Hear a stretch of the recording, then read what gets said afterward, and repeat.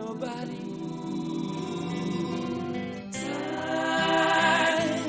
waits for nobody. We all must plan our hopes together, or we'll have no more future at all. Hello, our followers in English in our YouTube channel. Today we will present the second chapter in posturology, in basis of posturology. Our topic today will be regarding the posturometry. Posturometry in posturology. I hope you enjoy the video. This is a very nice video. It's a very nice concept. And I will see you later at the end of our transmission to say bye-bye everybody. We will start the video now. Today we will talk about posturometry. As you know, posturometry is a medical science who measure the posture. Is a complementary tool for clinical diagnosis. And today we will introduce in all of you the concepts in posturology and stabilometry. That is a very nice topic and is a very, very fantastic topic to learn. Posturometry and stabilometry. This is an special medical science that analyzes and measures the body's static posture. It is analyzing the balance of our posture. It measures the body's static posture balance and evaluates the activity of the main postural receivers: oculomotor system, craniofacial system, and foot support. This is necessary to see if these systems are in balance or if they are altered. That's very important in postural diagnosis. Posturometry allows us to find out what is causing a specific pathology affecting the postural tonic system.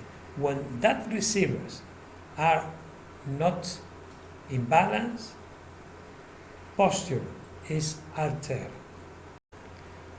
With the posturometer, we can do the diagnosis objective.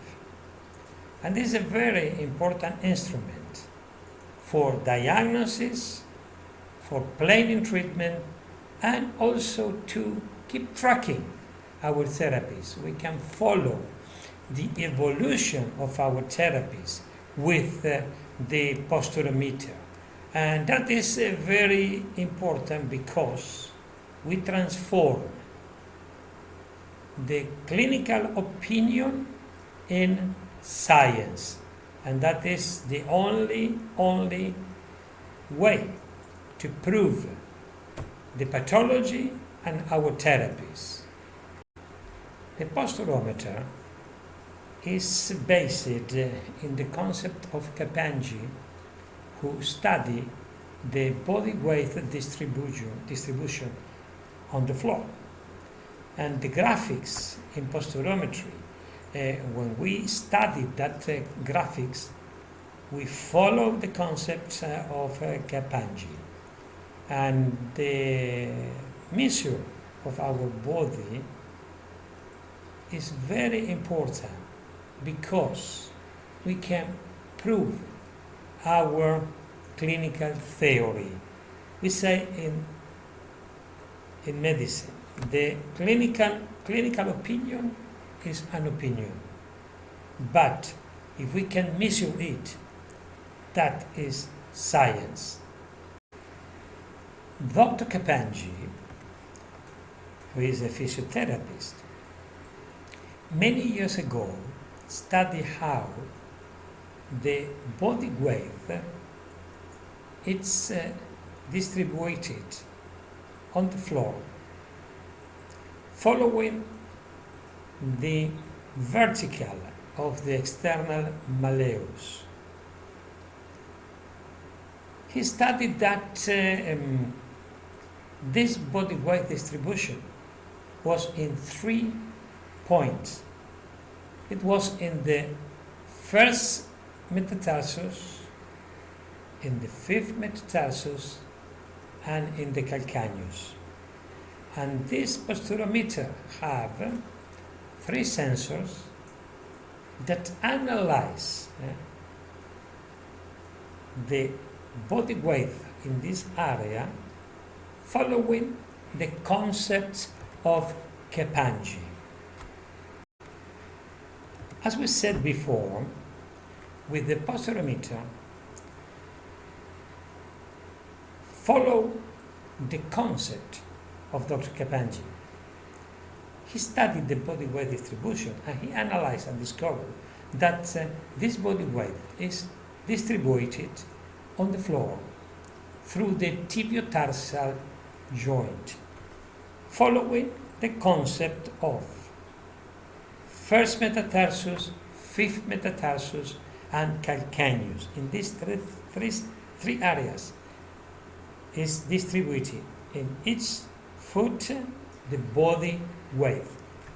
With the posturometer, we can, with that measures, we can analyze and measure static posture. That's very important. We can make a diagnosis. With that measure, we can do a clinical diagnosis also. We can make a plan for a treatment. And we can follow and document our treatments to see if we are in the right way or in the wrong way. And that is a very fantastic instrument that will allow us to do a good job. In this point of view, the first metatarsus, we call that anterior guide, is this. The fifth metatarsus connected with the occlusal plane, that is this area of the teeth, and the calcaneus is connected with the SP curve in our occlusion. And then we see practically what happens when the teeth are in contact and not in balance. In this side we see a patient registration with the mouth open. And he has a 4.6 kilos overload to the left side.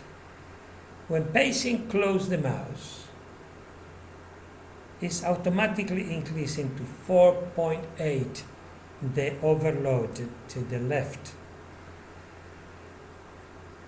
And also we have less load into the Kapanji area of the right calcaneus. This is the demonstration that anytime we have a pre-contact in one part of the occlusion, we can change our posture. Second patient registration. On the right side, we see the registration with the mouth open. That means teeth are not touching together. This patient has 0.6 grams of overload. When the patient is closing the teeth together, that overload is increasing to the left side with 1.9 kilos.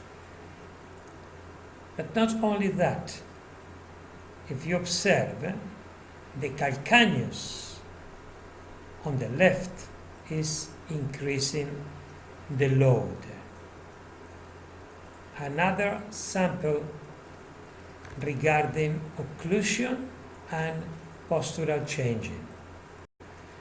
Another registration.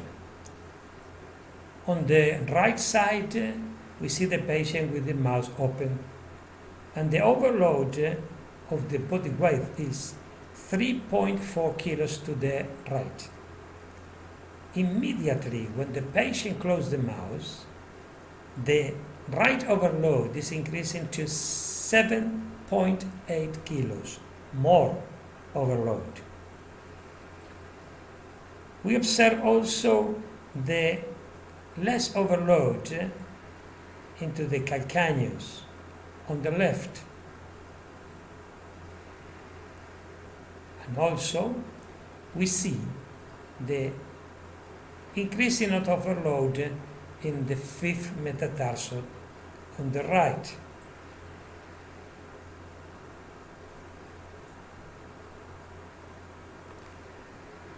And as you can observe, any time the patient is closing the teeth, if something is wrong, is changing the body weight distribution. And then the last registration. On the right, mouth open, the overload is 8 grams, 0.8 to the right. Immediately the patient closes the mouth, is increasing a lot the overload to the left side, is 13 kilos. We observe also less load into the calcaneus of the right foot. We see increasing the load in the fifth metatarsals of the left foot, and also less load in the first metatarsus of the right foot. As you can see, the occlusion is making a lot of interferences into the body weight.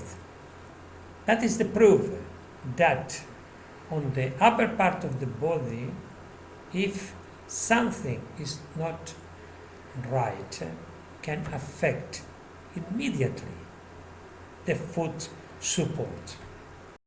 And then we finish the second chapter of the basis of posturology. We demonstrate in this chapter how the craniofacial system can disturb our body when something is going wrong. I hope you enjoyed the video, and I will expect all of you for the third chapter of the basis of posturology. Bye bye everybody, and we see you in the next video in our YouTube channel.